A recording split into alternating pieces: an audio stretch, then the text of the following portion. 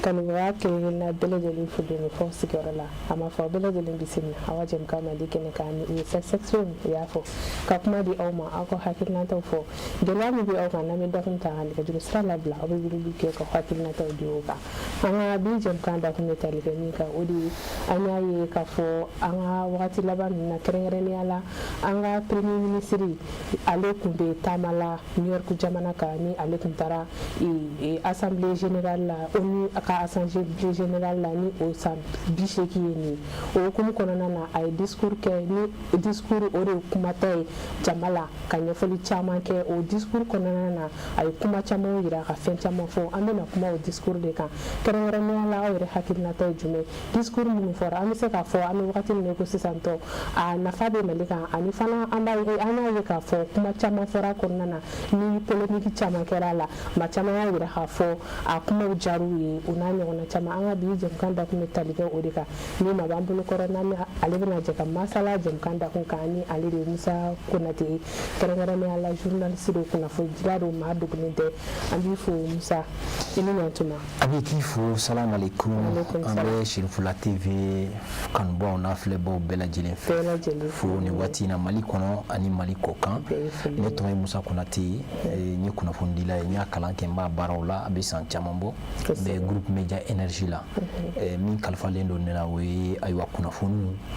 laseliw n'a a banna maa min bɛ yamaruya di n'a bɛ fɔ a ma rédacteur en chef radio ani bɔlɔlɔsira i ye n wele ka na kan ka na faso baara la kan hakilinata di fɛn bɛ tali kɛ marabolo ɲɛma ka taama ye mun kɛra Amérique jamana na a diyara n ye ko maaw k'u tulo kɛrɛ bɔ segin n'Ala sɔnna ma a b'i fo kɛrɛnkɛrɛnnenya la i bɛna walawalali min kɛ faamuyali bɛ se ka sɔrɔ bari a discours yɛrɛ a kɛra nanzarakan de la ni ne ka maaw yɛrɛ caman bɛ yen ne ni n ka maaw anw tɛ nanzarakan mɛn an bɛ bamanankan de mɛn o de la an y'a laɲini an bɛna kuma kan bi ka walawalali k'a kan an bɛ se ka faamuyali sɔrɔ a hukumu kɔnɔna na cogo min sɔɔni an bɛ nɛgɛjuru sira labila a fana bɛ weleliw kɛ ka hakilinataw di ne ɲininkali bɛ minnu fana bolo ka kɛ n'an bɛ se ka minnu jaabi baasi fosi t'a la an b'a fɔ bɛɛ lajɛlen bisimila ni wagati in na i bɛ se k'a fɔ an ɲɛna Musa kuma surunyala yɛrɛ dakuruɲɛ kelen assemblée min kɛra k'a fɔ an ɲɛna brièvement mɔgɔw bɛ se k'a faamu cogo min na i bɛ se ka jumɛn fɔ o la fɔlɔ yanni an bɛ don discours yɛrɛ kɔnɔna na yan'an ka kuma assemblée kan an kan ka kuma ONU mun de nana ni ONU ye a baarabolow ye jumɛn ye munna san o san jamanaw bɛ ɲɔgɔn sɔrɔ ka kumaw kɛ ka kuma n'u ka jamana tɔgɔ ye diɲɛ sigi kan n'u bɛ sigi mun na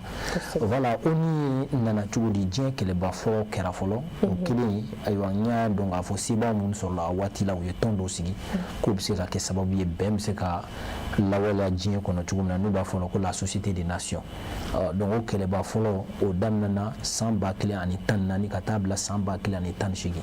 1914 ka taa bila 1918 première guerre mondiale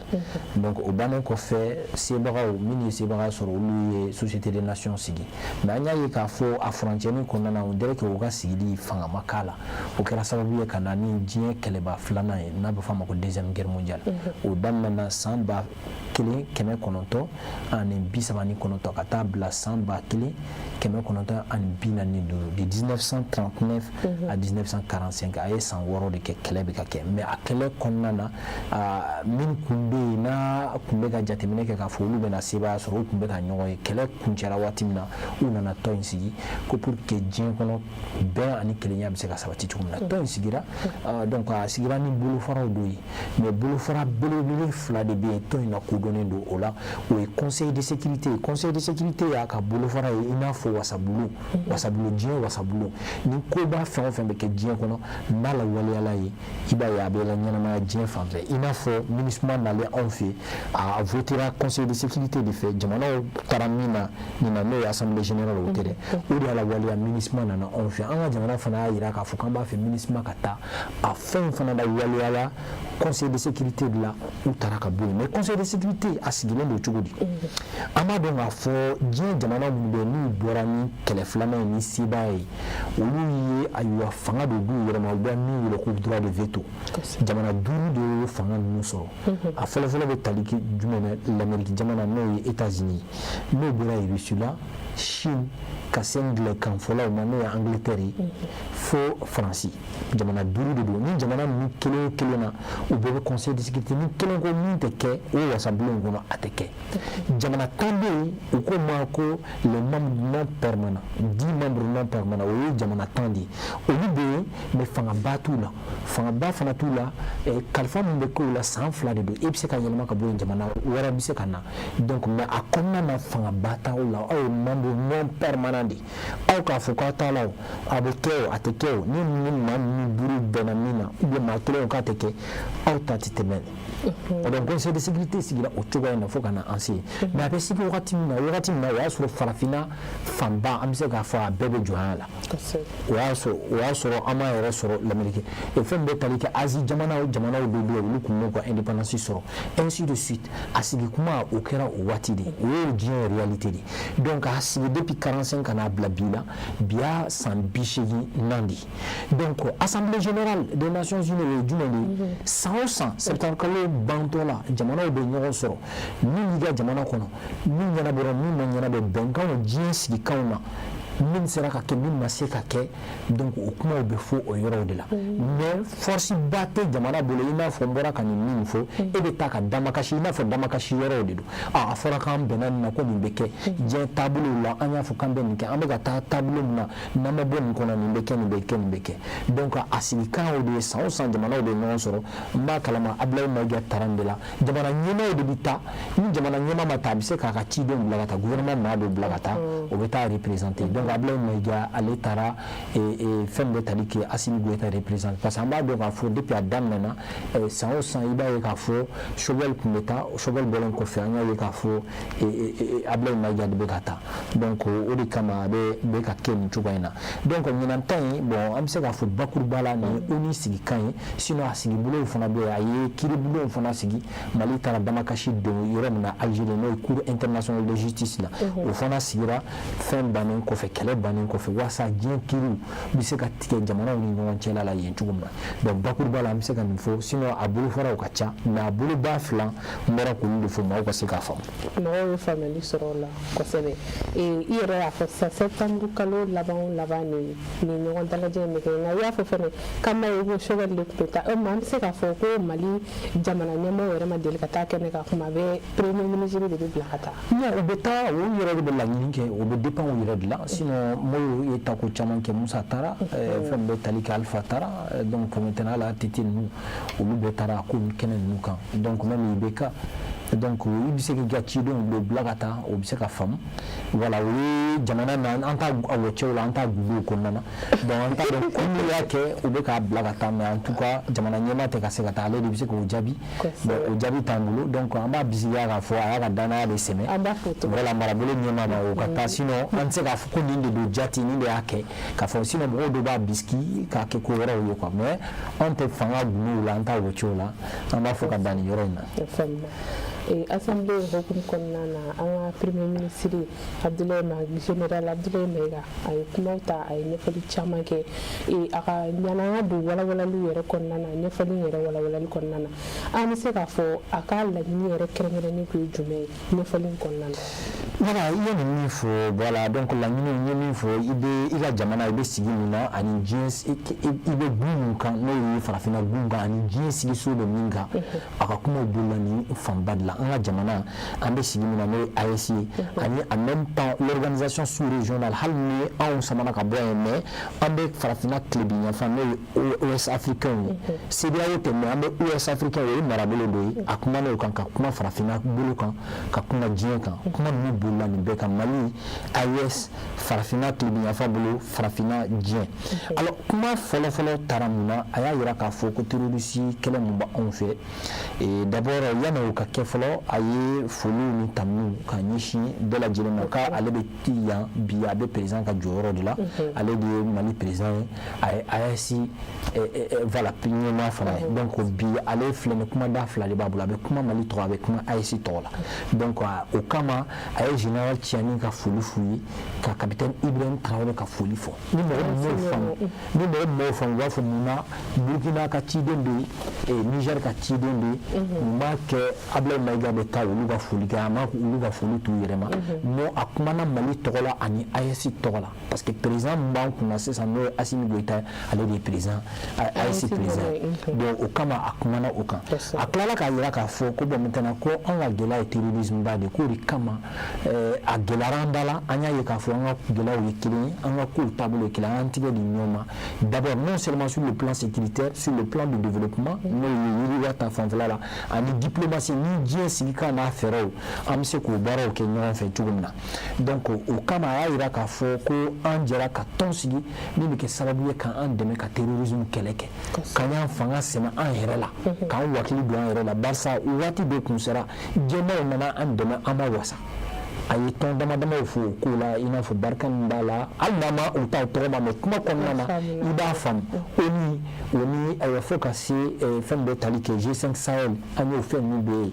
ya donc de la yira ko la me bibina kambe ka kereke hal nama ban ambe kan enfant do la et en même temps aussi aya yira ka fo ko kelem be sina ko jamana o dobo o ko fe jinsi so la ina fo Ukraine et Ukraine fam kala teza waten no be tali ke ba flani tan nubani nani wati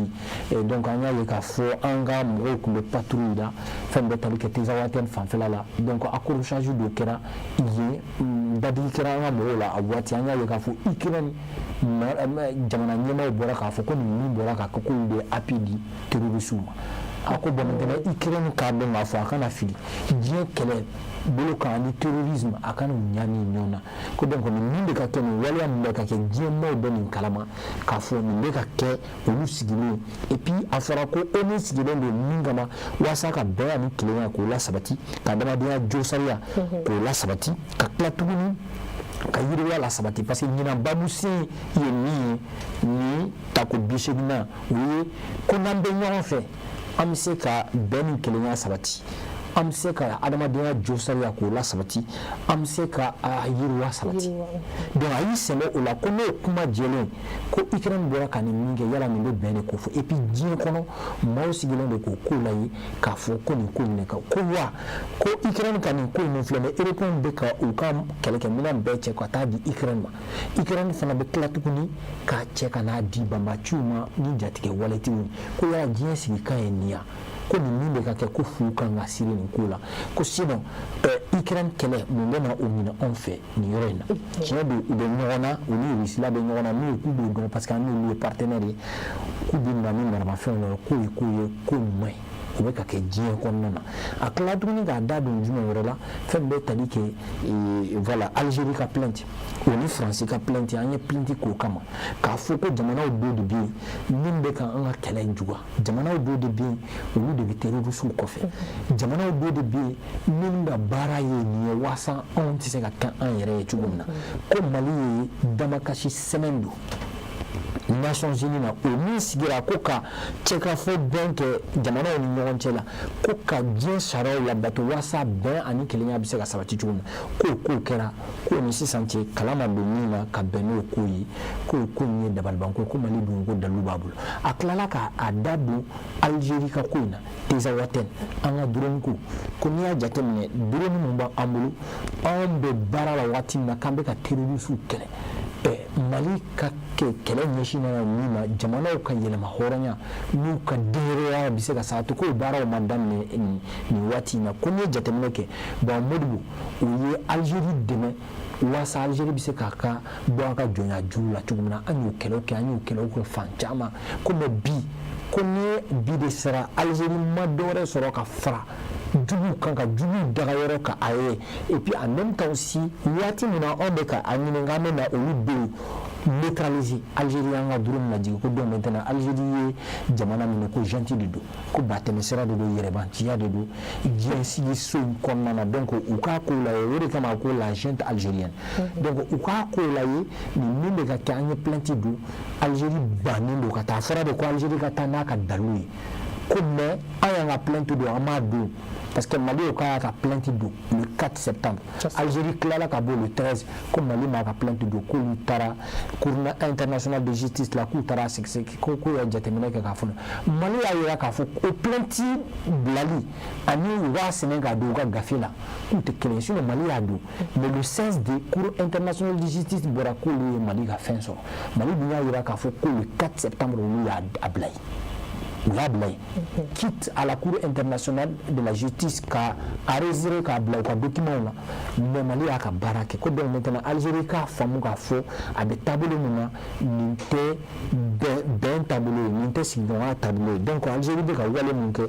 fisira wale dudu Algérie be ka wale munke wale mundu ka fara aywa jatiga tikela ma jensigi so sharia la ko mundu a tsirake donc Algérie ka la yi Mali a ka plainte de n'a pas de faute dans de Babou. Cour international de justice ici le ka fo tcheka fo ben que jamana ni ngongela akera on de Burkina Tchela donc quelle est frontière quelle est 83 mais 86 Cour international de justice a tiga a shagati ka clanché dans ka clanché Burkina ma anya ka fo Cour international de justice aussi Amérique mais 86 au Nicaragua au yekiti au ngongela ka américain jalagi mais américain bana au Jalagima, le Cour international de la justice, ni Baoube, c'est qui il voit ce bien qui sur l'habit, ou là, à Doui. Donc, Algérie, là, il y a Katana Kadalou, donc, Kokuma Kano, la Tarana Kadalou, ou la tranché, ko Mali Dalon de Ola, Algérie, là, il y a Kata, mais Algérie, Bora, Kakuma, Mufoko, ko Jamana, Nyema, Munubambolo, ou Mana, Charias, Munakunka, Gentou de Do, Betan, Kakuma, Chama, Kumato, Oyorola, Drum de Bougara, et puis en même temps, on a Drum Bougacholo, ko Algérie a Focho, Naka Bina. Ko dugu ko kuma ni jama jelente ko niya jatemine jere sharia de tugu ni fara filita sanf ni afilite plenial na bina de bi gorodo ko fe mo ko Algérie bi se ka fin susu tugu di o territoire o kana bi fa 22 km de la frontière algérienne ko Algérie rekala akakule Mali de ga min fo dalu de babu wale de Babou donc on va faire qu'à bien décider savoir la loi de la physique qu'on va faire qu'à sosoli de oula que donc sosoli côté prévu de bambou pour qu'Algérie code à den donc donc ensuite à continuer dans le comment que de la Cour internationale de justice et Cour pénale internationale de CPI quand le 22 septembre ko aïe jamana ou sama ka bala ka sabu que jensi soina iba ye ka fo que c'est une justice à deux vitesses ça veut quoi il va y avoir qu'il te tire chugula ko be kenin de ko wala et puis qu'il boulen sigira min kama tiga tolam ku daw ko no ye jamana mun ba fe ka denrera soro jamana mun be toujours ni ba fe ka o jamana mun ko u fri d'ici kan ko ye lu ka bara mirande ko de kama ulo jatemine ke ka sigira kun kama o kun te ka la bara donc lu samanga bala u be ni fanga ke ni yere ko jama fanga ye ji ku be ni fanga ke ni yere donc o kama u yere na cour pénale cour internationale cour pénale de l'AES u be na o sigi ka klatu ka kaso bomba sigi amena en fanga ke ni yere donc ayo kuma fa mo wala mais marsi temene o annonce que la ka fo be na ke an samanga bola amena en fanga ke na yere voilà mais parce que comment on fera ka koro avant fanga ke na yere ta parce que ya soro la ni comment on fera ka koro ka soro aka ni koro fo nasi donc ayo kuma fo ko jinye sigi su konnana donc o bara utsekake aklatu nga da de jumena no jinye ayo hande bawi bangi bawi war bondo bawi na de fama banque mondiale FMI ni da fama les institutions de Bretton Woods parce que deuxième guerre mondiale bané ko fait Amérique du de ko Bretton Woods utaranya fana ko jinye masaka ko o se ka fentu ko fana sigira de ka gora juru ko do jamana la o fana sigira de sadi ko jamana mun be ka do fara wulu ka fantanya ka ou bien ka babalu ke ka nyeshu ma ou bien ka kongo ni no nyeshu wulu ko do maintenant au tableau la au kerabi ay wa femme betali ke bangi bolo fara bolo le bado fana bi ni sigira jamana woro fe no abi fo mo le brisque ou te dore au Brésil Russie Inde Chine au Sud-Afrique à fond de ma brisque olu de fɔlɔ y'a ɲɛnamaya mais bi bi in na jamana caman donna a kɔnɔna na k'olu fana ka bange u sigira walasa laɲiniw bɛ ka sabati ko donc dɔw de fɛn in sigira ni hakilina mun ye ani a bɛ ka baara mun kɛ bi u sigikun tɛ kelen donc a y'o kuma fɔ bi k'o fana taabolo k'o ma ɲi a y'a da don o la a tila tuguni k'a da don jumɛn na o ye Nations Unies ko ye o sigikan n y'a f'i ɲɛna n ka kuma daminɛ na ko o sigira cogo min na ko il faudrait que yɛlɛma ka don o taabolo la a Conseil de sécurité n ye min f'i ɲɛna wasabolo k'a bɛ sigi waati min na ko janfa de kɛra sɛw ma i yɛrɛ b'a dɔn n'i ye ɲɔ fiyɛ su fɛ kɔnɔ i ye janfa don kɔnɔw ma koyi o t'o ye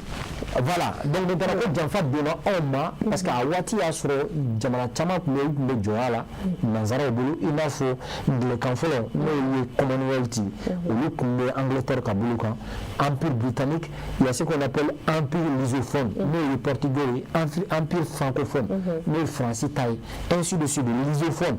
bon o fana ye hispanique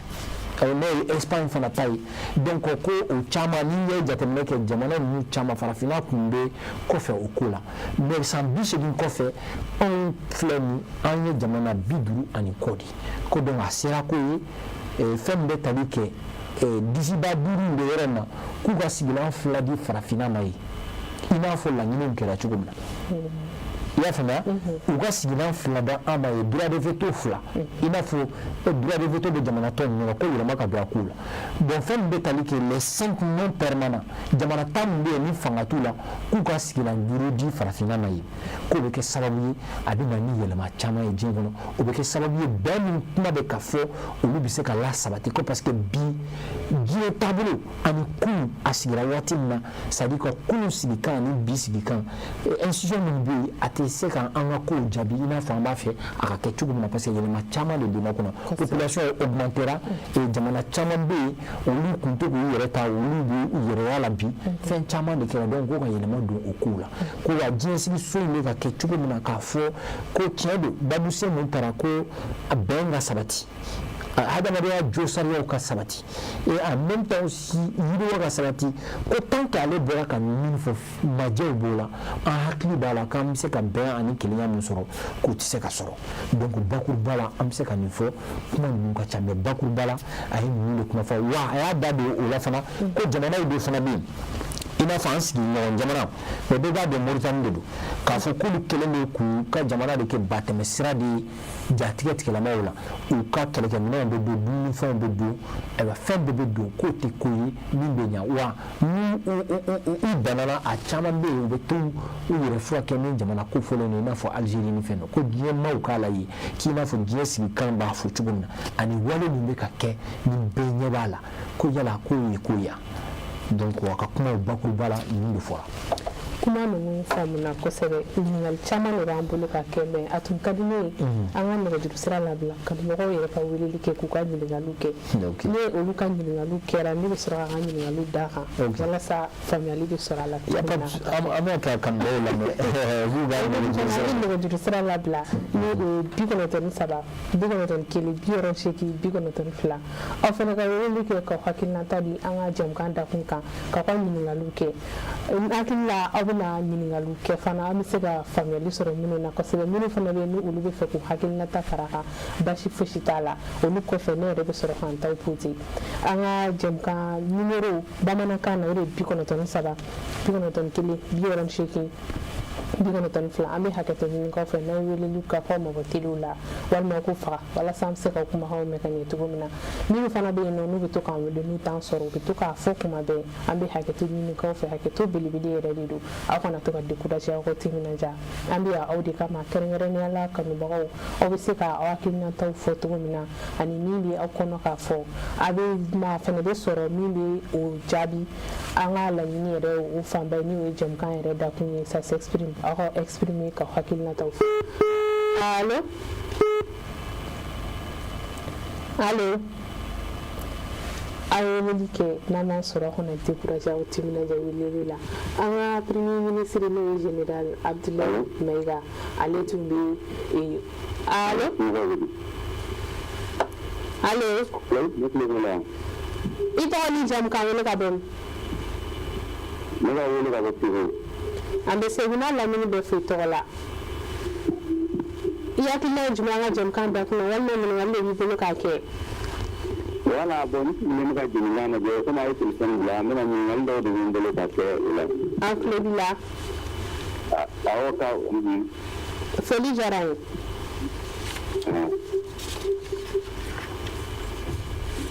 aha wala bon ni malu ni bulu awa akle bila ko Maksudnya ada beberapa masih sama di kasih sangka Algeria enggak itu Islamina. Aha. Boleh ni dia lakukan sana. Baik, lalu ini dia aja ya tinggi ini mungkin yang saya tinggali kan asal ke dua Islamina. Bo ambil lah tinggal angka angka dunia. Aha. Bo tinggal sana pada Algeria tinggi Tohoro ani Perancis ani Mauritania. Aha. Kemudian itu orang di sana nggak cuma atake semua tu. Aha. Walma jenis itu sudah semua lah. Walma sanksiun sudah saja mana ni kama. Walma itu sudah wili saja mana ni. Jenis reject ni lah kau ni nak upada belah udah di zaman itu kau. Jenis kalau di orang itu udah upada belah. Afanna. Udah ini. Nala sana. Ibe to la mel la be min ngali farando ka ku jabi. Ambi fo sebu kera mo la folo bi kan wala be seku ka bele de l'infoni wakati na al sab sa wala lu ke ka min ngalu ke ni mo mi fana be hakil na be min bulu ka ke ba shi fo shi kala allo allo Allo to na jam tuna ka wala ka be ni itu ada dekat tabok kai satu. ambe kai na la min be fe to kala Masalah. Apa ni Kamu ni sebab ni apa sebab? Ujarani. Mata itu dia. Feli jarani ambi fu. Allah kan hari kamu kan boleh jadi. Amin ya Rabbi. Allah kan betul dia. Amin amin. Kamu ni sebab ni. Allah kan dah bela jalim ni. Allah. Inci la wilillah. Akona découragé na wili ke fina ko haketo ko mo tilu la wala sama kuma ko me kanyi allo allo ita ni jam kan le gabon Itu jara kalau dia berulang. abi fo jara ina billa jubo anga jam kan da kun ka wal ma min wal bi bu ka ke Wah, ini kan sudah bilang begitu. aha Yala Mali kita ka rutin ka kuli ni da ka mutu. haga to ki kuma ka ko ta ben aha Loko aha an klebila ida temin de ki bulu na sama disi ane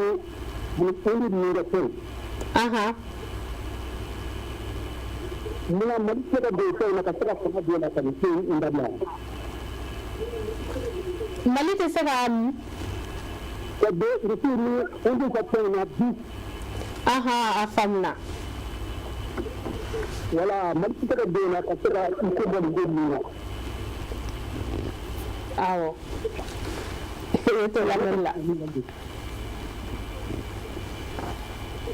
ambi fo Amsi. alsa be wuli like ko hakilna tawji le bil galbe mun bulu ka kenan bisaga mun jabi bashitala akakilna jume jab kada kunka ba fa yi fana na wuli ga be haketo abo mo batilu la wala sama kuma ko me kanye mun fana be no ni allo allo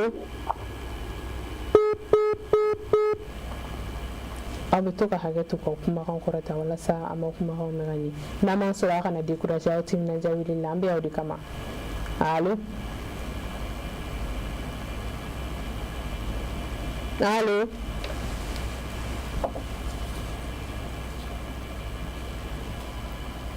daga jurusira bamanan kana allo Kalau anak ise ita kani jam kamel kabon Untuk jangan pilih kita ini kita bawa itu kai marala. abe kay na la bin be fu to la Lagi lagi ini kalau ini ada ni lah. aha yalima ayo pourquoi pas au fait de difficile aha o de ne ka ngali koro de pour que en fana bisa para mo tisan jamana kan quoi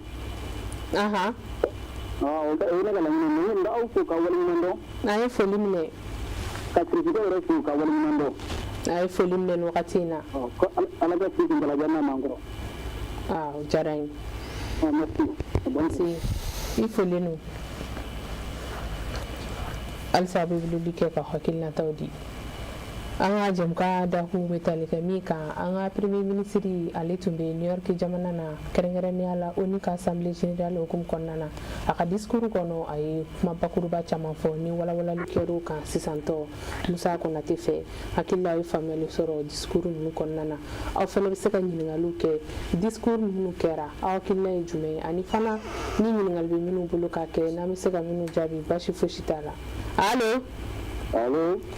ito ni jam ka wala ka bem ami di ko ne sira koro iko ne ami fonu no aha aga ko ka de aga ki ka de ni aha ana mura ko ke bro feli jarani am ta ga barala ise ala ka bulu mala amina rabi ala ko do bela jelimne amina ise ni che ka wala Allô? Allô? Allô? Ito ni jam ka wala ba bob? Ambi fo ya kina juwe jam ka da kunka.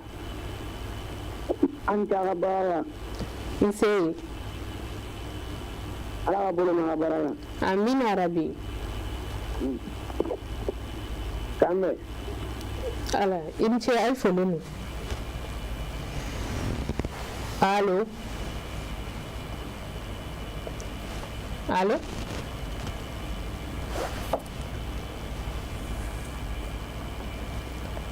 Allô?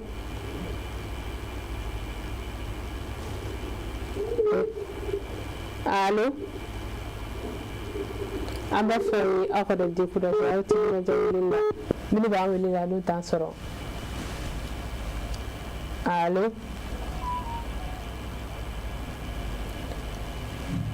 nega juru sira ba mana kana ore bi ko no tan saba allo haga te fi ma ba tolela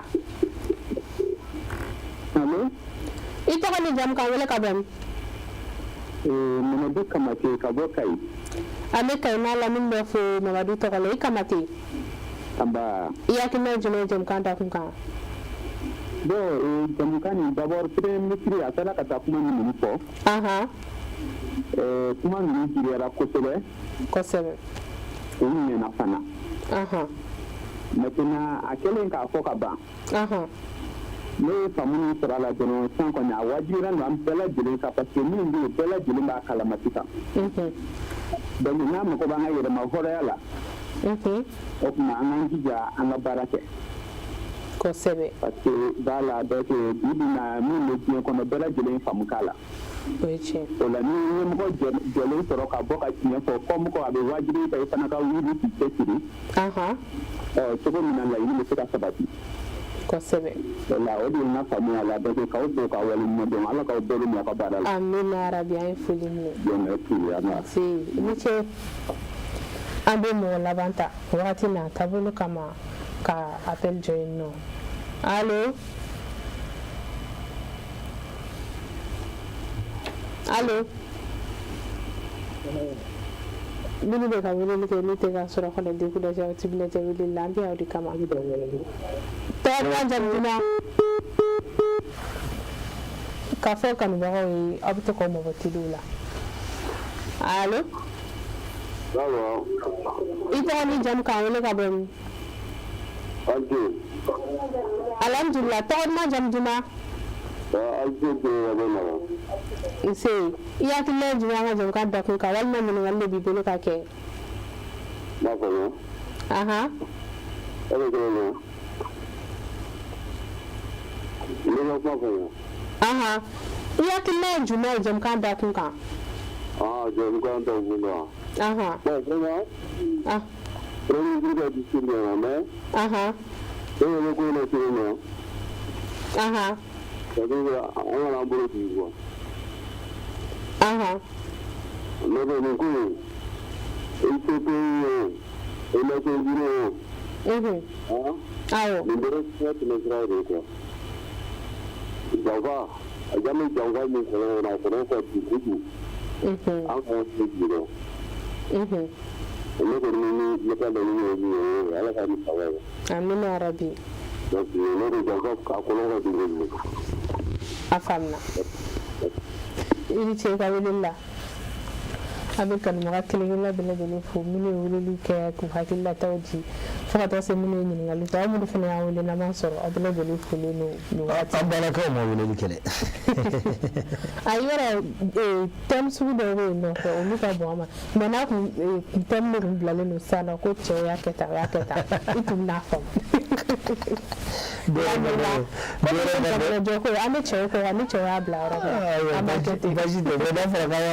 Voilà.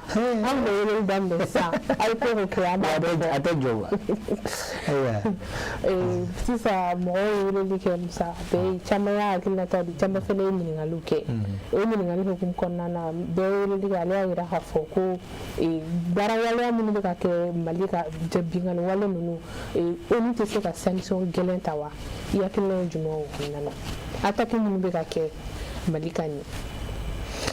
Ok, d'abord, il y a un peu de temps qui est venu à Bossegou, à Messieurs Bela Jelenfo, Kamalion Fo, Kaika Fona, Kombu Fo, Nere Kaikai, Ni Kasonga et Mou Bela Jelenfo, Lumin Bekansui, Reben Sauma Ben Tili. Kamotika Fona la Jarama, Kamalion Bela Jelenfo, Jamana Kono, et Jamana Koka, Mou Bela Jelenfo, et Abi Yanoukoum Fo, injustice, Mama bien, Salem, Saint Dalem bien, Gelaka, obéir. Bon, parce que moi, mon ka terrorisme koffe olu yɛrɛ de be caman be Nations Unies la n y'a fi ɲɛna ko damakasi semaine donna Nations Unies na a yɔrɔ na Conseil de sécurité la France tɛ yan voilà mun na u t'a fɔ k'a fɔ a y'a dayɛlɛ n'a sɔrɔ diɲɛ sigi so in kɔnɔna na u ye ayiwa bɛn ani kelenya ni kuma fɔ k'a fɔ ko diɲɛ ka boli n'o kow kan o kow ka kɛ Mali ko ko a y'a dayɛlɛ dɔrɔn dalu b'an bolo min tɛ ci yɔrɔ a tɛ tɛmɛ nin kan dɛ mun y'a kɛ a tɛ ka dayɛlɛ hakili la plainte donna depuis salon septembre voilà donna depuis salon hakili ta a waati kelen na mais depuis salon abla mega signa kan tuguna akoko waati min na nya du mfule ni mega siga kan salon tɛmɛna nya kuma fɔ ɲina fana mega siga ako kan mais dama do ako aya o Mali a yira de ka fɔ an tɛ ka galon daw la dɛ dalu de b'an bolo ni y'a yira k'a fɔ ko France kun bɛ ka kɛlɛkɛminɛnw di terroristes donc an nana diɲɛ sigi so la yɔrɔ min ni jo kan ka jotigi kan ka jo jalakɛtigi bɛ jalaki an nana o de la Conseil de sécurité la u b'a dayɛlɛ dɔrɔn an b'an ka dalu ye hali sini taamamɛnɛ sisi ma bɔ donc maa minnu bɛ a ko da la sanction kan ka ta yɔrɔ min na Mali taara n'a ye yɔrɔ la mɔgɔ minnu kan k'a ta n'olu yɛrɛ sen bɛ kow la yala u bɛ na k'u yɛrɛ juguya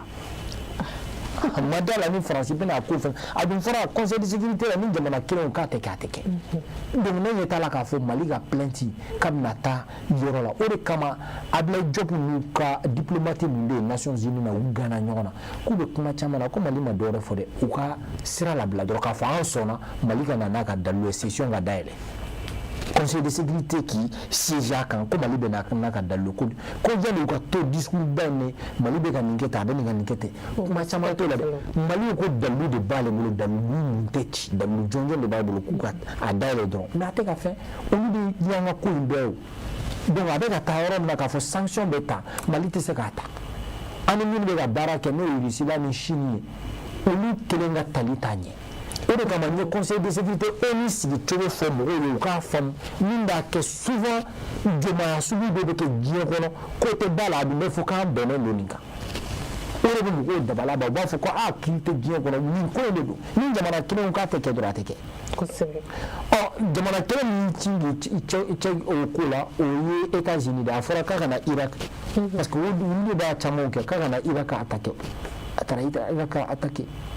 an ye ko ye attaque ninnu caman bɛ kɛ o cogoya de la faransi ta a kuma fɔra k'olu de bɛ terrorisme faransi ni jɔn bɛ ka baara kɛ o ni Angleterre ni États-Unis ni fɛn ninnu olu de ka baara kɛ surtout ces derniers temps u bolo c'est-à-dire l'influence russe bɛ ka kɛ sababu ye k'olu fanga dɔgɔya u ka mara yɔrɔ kɔrɔ n'o ye anw farafinw ye min bɛ ka faransɛ fɔ ko rusiw ka influence bɛ ka bonya donc olu bolo fɛn o fɛn bɛ ka kɛ donc an yɛrɛ de n'o dɔn donc Mali u ko dalu de b'u bolo donc pour qu'an balimakɛ ka kuma jaabi o ye nin ye u kan ka ɲangi yɔrɔ min na a taara fo yen de mais olu yɛrɛ de bɛ ko kunna et puis olu yɛrɛ de fana bɛ ka ko in bɛɛ ɲagami donc sanction kan ka ta mais Mali tɛ se ka ta n'a ye olu minnu kan ka sanction ta a bɛ se ka kɛ olu yɛrɛ b'a la a fɔra ko Faransi Mali taara n'a ye ko Faransi de don k'a dayɛlɛ an ka na ni an ka dalilu ye a san kelen ni kɔ de ye nin a ma kɛ donc sanction bɛ se ka taa cogo di donc o de kama Abdoulaye Mayiga ko conseil de sécurité bɛ bolo min kan diɲɛsigiso bɛ taabolo min kan yɛlɛma kan ka don a la ni farafin tun ye laɲini kɛ k'a fɔ a maa minnu bɛ yen ni maa duuru ninnu cɛla ni maa kelen k'a tɛ kɛ k'u ka sigiyɔrɔ 2 di farafinw ma ye farafin jamana ma ye i y'a faamuya fɛn bɛ tali kɛ maa 10 minnu bɛ yen ni fanga t'olu la u ka sigiyɔrɔ 5 d'a ma ye ko a sera ten yɛlɛma ka don a taabolo la barisa a bɛ cogo min na bi a tɛ se k'an ka kow ɲɛnabɔ a tɛ se k'an ka kungow ɲɛnabɔ nin t'a dɔ ye yan voilà donc a blocage dɔw de filɛ nin donc nin de kow kɛlen don gɛlɛya ye fo ka a dan sago voilà i y'a kuma yɛrɛ bɛɛ bɛ tali ɲɔgɔn na parce que bi fana ka ɲininkali bɛ a y'a jira k'a fɔ Russie an ni Russie bɛ ɲɔgɔn bolo walima an tɛ se ka to o bolo kan wa ka tɔ ninnu to yen nɔ o tɛ se ka kɛ yan non diɲɛsigiso ye min ye diɲɛ sigilen don ni intérêt de ni nafa sɔrɔ siraw de ani rusiw bɛ baara kɛ ne bɛ min dɔn diplomatie la i bɛ fɛɛrɛ de tigɛ ka na ni hɛrɛ ye i ka duguladenw bɛ se ka lafiya sɔrɔ a la o de kama Ablaye Diop a kuma fɔ même s'il faut dealer avec le diable pour l'intérêt des Maliens nous allons dealer o ye min ye de k'hali n'an ka nafa sɔrɔ sira bɛ bilisi de bolo dɛ an bɛ taa nɔfɛ ka na di an ka duguladenw ma donc ça veut pas dire ici ka partenariat c'est bien a kan ka renforcer mais au kɔrɔ tɛ k'a fɔ n'an kan ka sɔrɔ yɔrɔ min na parce que ani karisa man di an k'o to yen non diya ko tɛ la ye mais i b'a la ye sisan i ka jamana ka nafa bɛ se ka sɔrɔ jumɛn na pour a ka par exemple ATT n'i y'a jateminɛ c'est un fait diplomate ale ka waati la a y'a ɲini diɲɛ jamana caman bɛ yen a n'u ka jan i b'a sɔrɔ u bɛ kumaw de fɔ mais n'a sera a ka jamana a t'a la waleya mais chaque fois a b'a ɲini ka na ni nafa sɔrɔ siraw de ye maliyɛndenw bɛ se ka lafiya cogo min i m'a ye ATT gɛnna cogo min na ka taa Dakar mais a natɔ la a kunbɛnna a sara a su ne ka président kelen su ye ka taa Mali bɛɛ laboli o a taara yɔrɔ yɔrɔ bɛɛ bɔra parce que bɛɛ y'a ka baara kelen ye a ye min kɛ mɔgɔ m'a fɔ ko défaut t'a la dɛ mais min kɛra o de bɛ fɔ donc la diplomatie on doit le mettre au service de son pays o ye min ye i b'a la ye i ka nafa bɛ yɔrɔ min na i bɛ taa nɔfɛ i ni min bɛ baara la i bɛ dɔ fara olu ka jɛ ɲɔgɔn kan mais i bɛ se ka taa fan wɛrɛw kan dɔ fara i ka kow kan u bɛ dɔ fara i ka jamana sɔrɔ o de kan o ka fisa i k'a fɔ k'i bɛ to bolo kelen dɔrɔn kan an ye Russie la bien sûr Russie la filɛ nin a kɛra sababu ye kɛlɛkɛminɛn minnu bɛ yen parce que fɔlɔ anw tun bɛ wari bɔ an tɛ kɛlɛkɛminɛnw san hali n'a ye kɛlɛkɛminɛn le blindé à carton a ma bɔ ne da o les avions pliés au sol kɔngɔ avion bɛɛ dalen don o disi kan o ma bɔ ne da o IBK de y'a kuma fɔ blindé à carton k'an ye blindé musaka bɛɛ ye carton de o bɔra jɔn da o bɔra IBK de da ala ka hinɛ a la mais bi bi in na o tɛ ka fɔ o tɛ k'a fɔ an bɔra kɛlɛkɛminɛnw fɛ an ka kɛlɛkɛminɛnw fana o tɛ ka bloqué Russie kɛra sababu ye a ko o caman d'a ma ani Turkiw y'a kɛ ani Chine y'a kɛ mais jamana wɛrɛw bɛ yen i b'a sɔrɔ olu fana fɔrɔlen don ko wɛrɛw la mais an b'a la ye an man k'a fɔ k'an bɛ kɛlɛ ɲini o de mais an bɛ fɛɛrɛ de tigɛ c'est à dire o min bɛ o jamana in na an bɛ se k'o lasɔrɔ cogo di pour que duguladenw bɛ se ka lafiya cogo min o de ye diplomatie ye mais o ka fisa k'a fɔ ni karisa man di i b'i yɛrɛ kan non o tɛ mais hali sini n'an ye Algérie si on revient à la norme à la normale Algérie k'a ka kow don a k'a ka nin wale ninnu bila on va continuer à coopérer a bɛ komi cɛ n'a furumuso de cogo min na n'a bɛ kɛlɛ la waati min na est ce que o waati hali i tɛ sɔn k'a deli a deli bɛ sɔn ka gɛlɛya quoi a ko bɛ ten mais n'aw jara i y'a faamuya la ça revient voilà a b'a ta yira a ko bɛ ten de mais ministre ka discours yɔrɔ dɔ la a y'a yira k'a fɔ ni mɔgɔ min sera a ma i sera a ma cogo min na a fana bɛ s'i ma c'est la réciprocité condescendance ye min ye o ye min ye c'est à dire que fɔlɔ i kun b'a ye k'a fɔ complexe kun bɛ yen an ka jamanaw ni jamanaw dɔw cɛ la parce que c'est à dire que tellement u ye fɛn dɔ don an kun na k'a yira k'a fɔ k'an tɛ jamana modèle don an tɛ ka riposter an tɛ ka ko dɔw k'an yɛrɛ hakili bondaw tuguna ani jafarinya et puis en même temps aussi jamana kɔnɔdenw ka éveil de conscience ka jamana mara faamu ka diɲɛsigi so faamu k'a dɔn k'a fɔ an ka jamana bɛ waati min na sisan o kuma ye nin ye non mais n'i ma kɛlɛ mɔgɔ min b'a fɛ k'i faga n'i m'i jija kɔni a b'i ka kow ban de o kɔrɔ tɛ k'a tuma kɛlɛ tɛ k'a ka di o mais ni min ye kɛlɛ ɲɛsin na k'a t'o dabila par exemple ne ka min f'i ye e ka doro min binnen jugu min bɛ ka na e ka duguladenw ci dugu min bɛ yen ka i ka kariw minɛ kɔ ka tasuma don la jugu min bɛ yen min bɛ k'i ka pétrole n'i ka fɛn ninnu tiɲɛ jugu min bɛ yen ka taa i ka duguladenw ka t'u bɛɛ fa ka fɛn o fɛn bɛ yen hali baganw k'a bɛɛ jeni yala maa min bɛ dɛmɛ o fɛ o i b'o to yen k'a fɔ ko parce que k'i ni bɛɛ bɛ kɛlɛ la ni ni ji dɔw la u b'a ɲini k'i sigi jɔnya na k'i ka ko de ban ka wuli ka bɔ yen yanni i ka dugukolo kan o y'o de ye mɔgɔ minnu bɛ ka na est ce que olu y'an dɔ ye n'i ma wuli k'i jɔ k'i jija o la a bɛ kɛ ko dɔ yɛrɛ o kɔrɔ tɛ k'a fɔ ni min ye bɛn sira taama n'i ye i bɛ bɛn sira taama mais ne kuma kelen de ye nin la sisan nɔ e b'i ka sigi la dɔw k'a ɲɛ tana de ye kuma bɛɛ e k'i yɛrɛ kɛ a bɛ komi denmisɛnninya la sisan i b'a sɔrɔ bɛɛ bɛ a bɛ sira tigɛ la f'i somɔgɔw b'a fɔ ko mɔgɔ ko kuma e tɛ se k'i yɛrɛ kɛ mais don min na n'i jɔra n'i yɛrɛ kolo la i bɛna lafiya i bɛ ko caman kɛ o don non n'i jɔra hali n'a bɛ na dan siri la mais n'i yɛrɛ ye k'u b'o ta i yɛrɛ k'i jija a bɛɛ b'a dɔn k'a fɔ tiɲɛ na a jɔ a fari la n'i ma fara la a bɛ sɔn ka yɛlɛma kan ou bien soit a dɔw bɛ yɛrɛ i b'a minɛ k'a ci o y'i lafiyalen ye ou bien mais n'i yɛrɛ to yen parce que ko nin de bɛ yen ou bien nin bɛ ten nin bɛ ten i b'i jɔ i kolo la de donc n'o kɛra i bɛ se ka lafiya par exemple n bɛ na exemple min ye Algérie kelen tun tɛ mara la u ma wuli ka san joli kɛ kɛlɛ la pour u yɛlɛma hɔrɔnya sɔrɔ bi u ma lafiya mais ni kun y'u yɛrɛ to yen ko parce que ninnu bɛ yen halisa u tun bɛ to voilà donc jamana kow de o de kama u ko mesure de réciprocité se ma n'i sera ma n fana b'i s'i ma n ye n dɔn jamana ye n fana b'i dɔn jamana ye mais n'i y'a fili ka na au cogoya kelen na mɛ c'est ce qu'on appelle la mesure de réciprocité mesure de réciprocité de do quoi le principe de réciprocité mais i ka kuma la fana i y'a yira k'a fɔ i ni mɔgɔ ni bɛɛ man ka kɛlɛ f'i ye exemple ta ATT kan sisan tɔ mais nin waleya min bɛ kɛ tantɔ ni mɔgɔ min y'a kɛ na n b'a ko la o fana tɛ na n'o ye mais i ma kelen ye mais n bɛ exemple kelen de f'i ɲɛna an ka drone bɔra ka bin an b'a fɔ k'an bɛ déclaration de guerre kɛ Algérie fɛ d'abord les autorités o y'a sɔrɔ Algérie y'a kuma fɔ k'u ka radar k'u ye Mali ka drone olu de bɔra ka déclaration an mɔgɔw mɛnna o ma kuma mais entre temps entre les pays a bɛ se ka kɛ i y'a bugɔ i yɛrɛ ɲinama aw ni ɲɔgɔn cɛla la duguw la n'aw kumana ni ɲɔgɔn ye a bɛ fɛn na an ka mɔgɔw mɛnna k'u ɲininka ma jaabi k'o la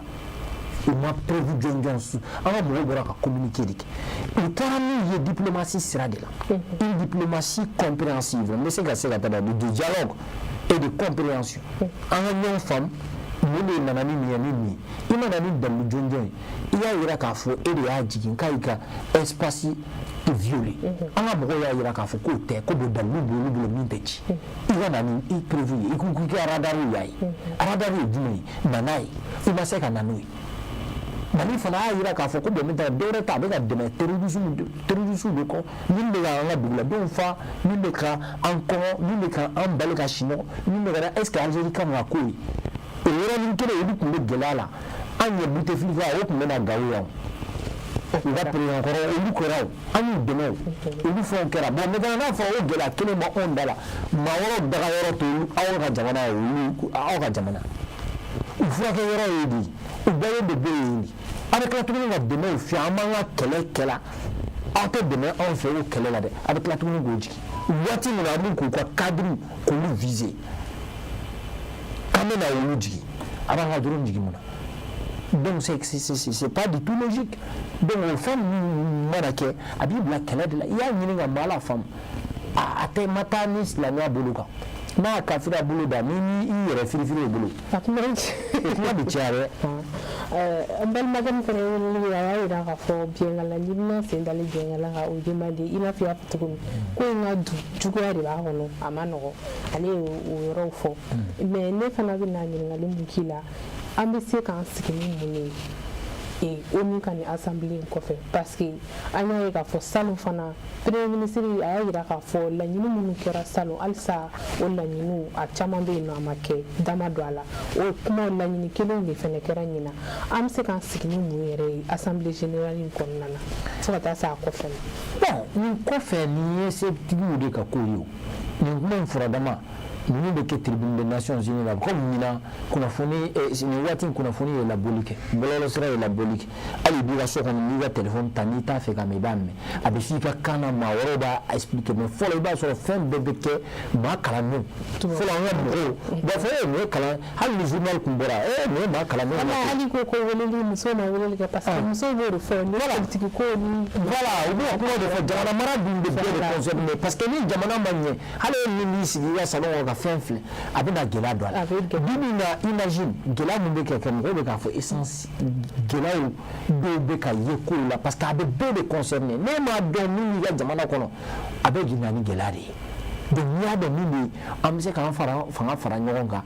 ka o kisi o kɔrɔ tɛ ko ka fanga don dɛmɛ dɛ mais i ka jamana kisili o ye yɛrɛ na lafiya ye voilà donc o baaraw de don donc an bɛ nin wale min na k'a fɔ yɛlɛma bɛ na don a la yɛlɛma bɛ don a la sur le plan de la diplomatie a bɛ Mali ka yanga ko de kɔrɔta k'a fɔ diɲɛmaa bɛnna min kan a bɛ ka violer an ka diplomatie de fanga bɛ se ka bonya jamanaw dɔw bɛ yen n'u k'u bɛ kuma dɔw fɔ aw tɛ se ka leçon d'aw ma koyi nin bɛ yen nin bɛ yen nin bɛ yen nin bɛ yen nin bɛ yen donc diɲɛsigi so la a b'an kumakan na taa yɔrɔ jan parce que an kan ka taa yɔrɔ o yɔrɔ an taara n'o de ye an b'a kɛ kɛlɛ direct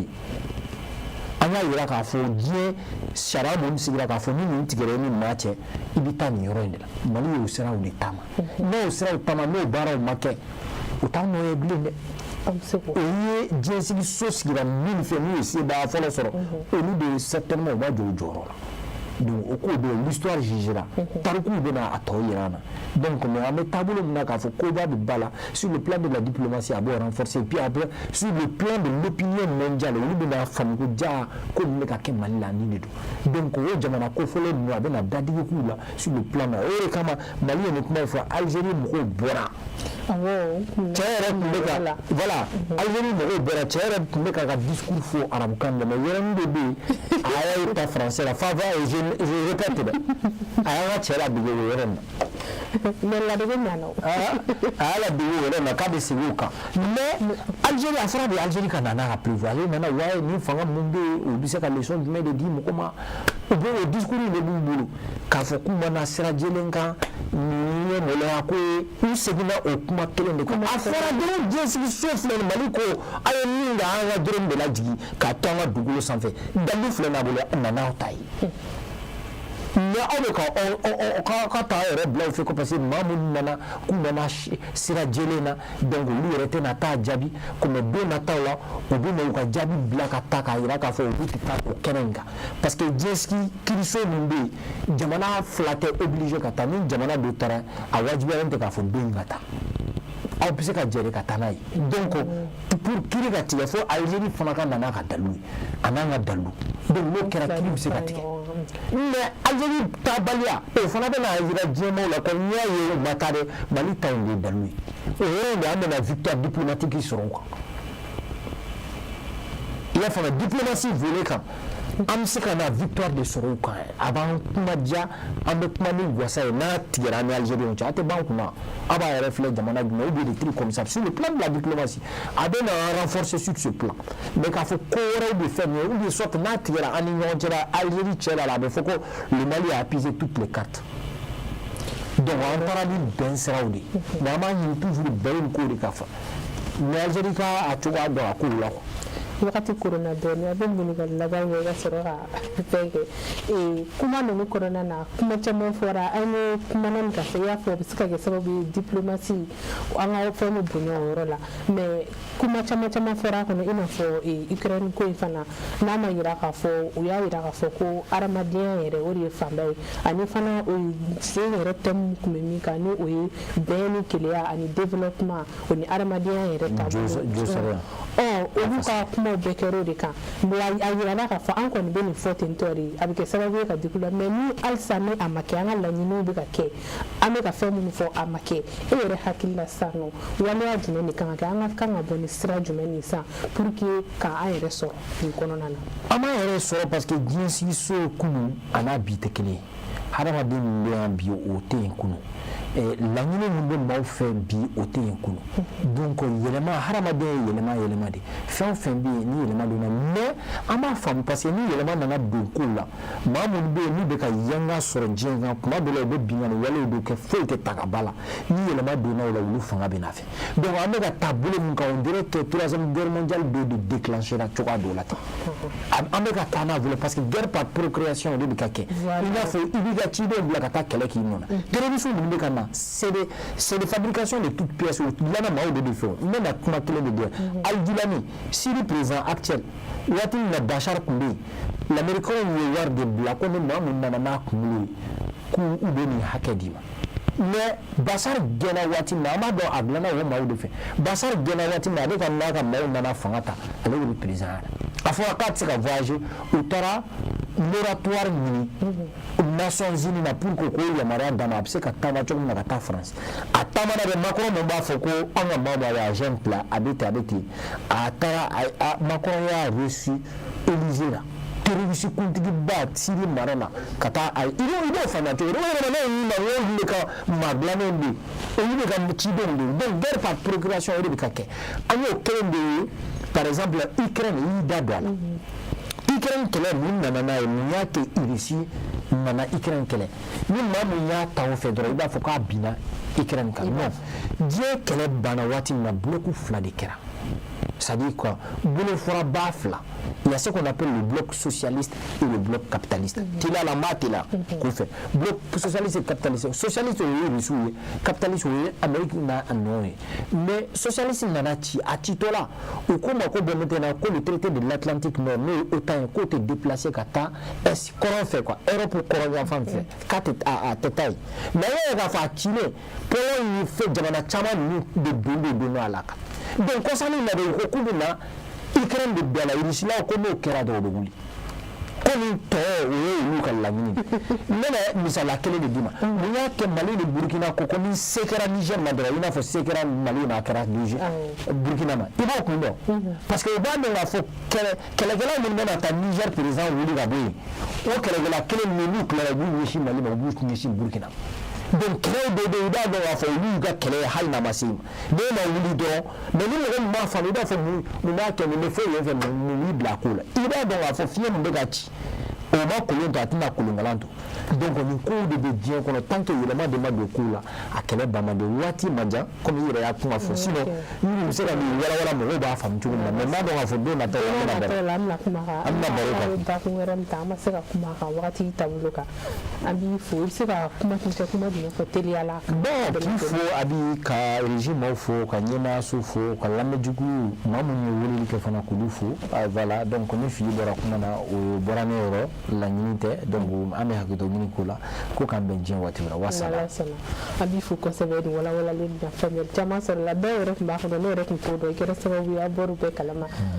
ka kanubaga kelen-kelenna bɛɛ lajɛlen fo minnu b'an wele n'u t'an sɔrɔ minnu b'an sɔrɔ an b'aw bɛɛ fo o kanubaga ko hukumu kɔnɔna na an bɛ foli kɛrɛnkɛrɛn bɛ kɛ Asan Cina ye ne parlenba min filɛ nin ye tan ale de ye nin di yan ko n ka partenaire ye bi ka émission kɛ an b'a fo kosɛbɛ ka bɛɛ lajɛlen fo maa minnu b'an wele n'u t'an sɔrɔ an minnu fana b'an sɔrɔ an bɛ foli kɛrɛnkɛrɛn kɛ an ka technicien olu jɔyɔrɔba bɛ jɛmukan in kɔnɔna na ni o ye Musa Tarawele Mohamed Keita an b'u bɛɛ fo ka foli kɛ Saka Kulibali régie la ka kanbɛ dɔw ye ni Ala ye alamisa dɔgɔkun wɛrɛ yira an na araba ni kɛnɛ kelen kan an bɛ ɲɔgɔn sɔrɔ aw kanbɛ